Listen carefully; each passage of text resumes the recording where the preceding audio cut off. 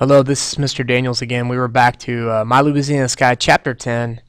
Um, the family has officially been rocked. Granny is gone. There's no bringing her back. The question now is how does this family react to the situation? And you're going to see the funeral in this chapter coming up. You're going to see Tiger's feelings, the inside look on her. She should definitely feel blessed that Dory Kay has come to alleviate some stress of the family, but where does this family go from here? How do you guys deal with this? Do you mourn? Do you move on with life?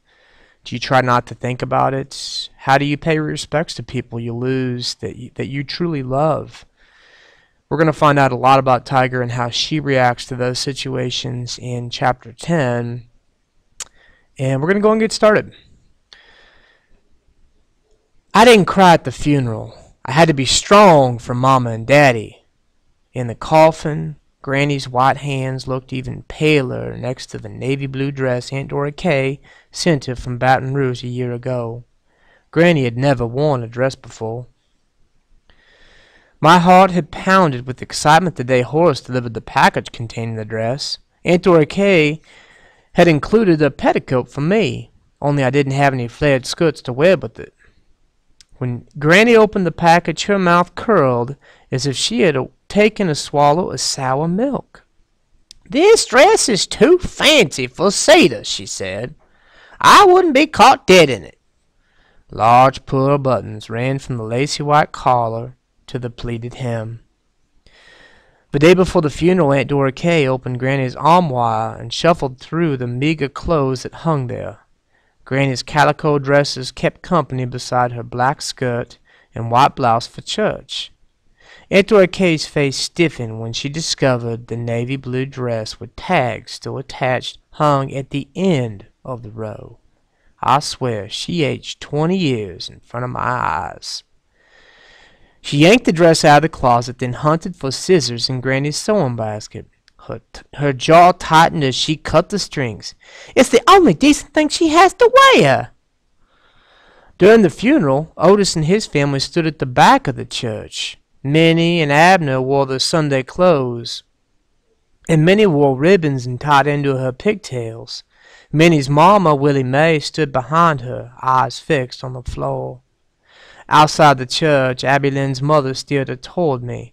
Abby Lynn stared over my left shoulder and mumbled, "Sorry about your granny."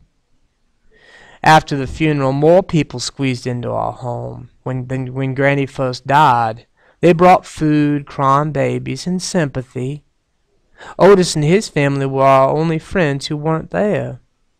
Various dishes covered every inch of our kitchen table, forming a quilt of colors: glazed ham, smothered roast, potato salad, cream gravy, cucumber salad, mustard greens, rice, and gumbo. Desserts lay on top of the counter: buttermilk pie, chocolate cake, fig cake, and blackberry cobbler. It looked like every woman in Seda was competed for a blue ribbon at the fair. Our neighbors had brought in all this food as if eating would fill up big holes inside us, but eating was the last thing on my mind. I wanted to escape from the sad faces and hugging arms. Aunt Dora Kay stayed busy making chicory coffee and washing dishes with other women. When I tried to help, Miss Thompson said, "Tiger, that's okay. We got the dishes under control." Mama wept quietly on the couch. Miss Myrtle sat to her right, patting Mama's hand like a mother steadily burping a baby's back. On her left, Miss Eula sat with legs crossed at her skinny ankles. She patted Mama's knee. "There, there," she said over and over. I wanted to yank Miss Eula's hand away and say, "There, there!" Instead, I left the room and stood on the porch in the miserable heat among women with crying babies in need of naps. Hannah bounced Mr. Webster's wailing toddler on her hip, causing the baby's cries to vibrate. Hannah's face seemed sad as ever. Daddy stood in the front yard with some of the other men. He kept his hands tucked into his pockets. Every once in a while his hand escaped its safety cubbyhole to sweep back the stubborn hair from his eyes.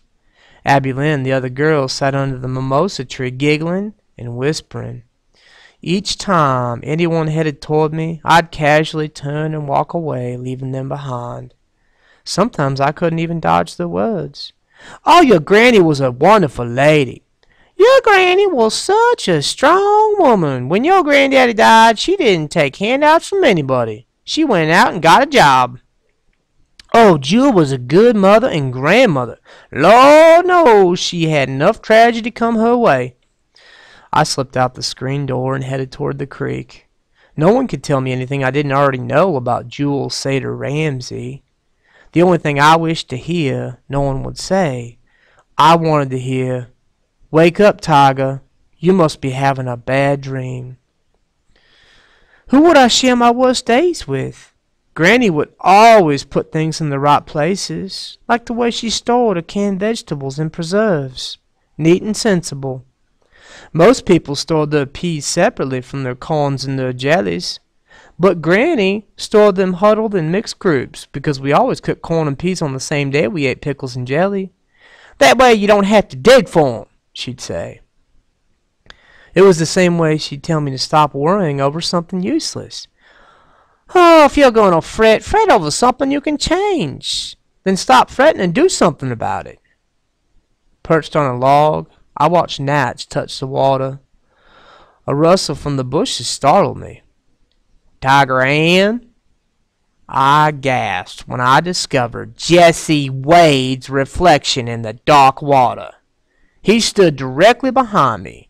Staring into the water, I asked, "What, Jesse Wade? What do you want now?" I watched him turn his face toward the road as if someone might hear us. I'm sorry, Tiger Ann. I shouldn't have kissed you. Not so soon, anyway. I kind of sprung it on you." "Sprung it on me? Jesse Wade, you never thought of me that way. Why'd you have to go in and ruin everything?" "Tiger, how am I supposed to feel about you? You won't play baseball no more. You don't want me to kiss you. You just want me to disappear." "Well, I don't want to talk about this right now." "I know. I'm sorry about Miss Jewel. She was a granny to me, too." I turned around and glared into his eyes until he shifted his gaze downward. "She wasn't your granny. She was mine, so leave me alone." The moment I said those words, I regretted them, but something inside me wouldn't let me take them back. Jesse Wade looked hurt and puzzled. He turned and left. As he walked away, I watched him get smaller and smaller until he disappeared in the house. One part of me wished he would have stayed, and another part was glad to see him go. Hours passed like minutes as I sat near the creek, skipping pebbles across the water and smacking mosquitoes off my arms and legs. Back home, no one could see me because of the thick brush between the road and the creek, but I could watch the house through the branches. Shortly after the last car left, I heard Daddy holler, "Tiger!" As I walked back to the house, I noticed clouds were rolling in. The sky grayed as a sudden cool breeze warned of a summer storm. Daddy waited for me in the iron gate, his hands in his pockets. His hair blew wildly and his baggy pants waved about his thin legs. As I neared, he pulled me toward him. His arms felt strong wrapped around me. I'm sorry your granny died, Tiger. I'm so sorry." For the first time that day, I cried. What do you all think about this chapter?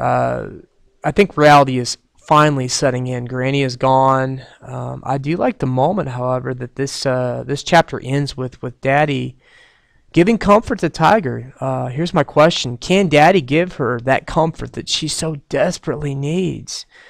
Dory Kay did not appear in this chapter. What role is she going to be playing in the remainder of the book? These questions are all going through my mind. And not only that, we have the first encounter between Jesse Wade and Tiger since the infamous kiss scene. I truly wonder where that relationship is going. Is Tiger going to apologize for kind of being a little bit of a Um, I don't want to call her a jerk. I don't, but I'll definitely call her disrespectful. You know, the way she's yelling at Jesse Wade. He's only trying to help her out. And I wonder if you've been in either Jesse Wade's shoes or Tiger's shoes in your life when you're trying to comfort somebody that's lost someone that they love. From Tiger's perspective, looking into her eyes, I can see how she'd be extremely upset over her granny dying. And sometimes when you're upset, you say things out of anger that you truly don't mean.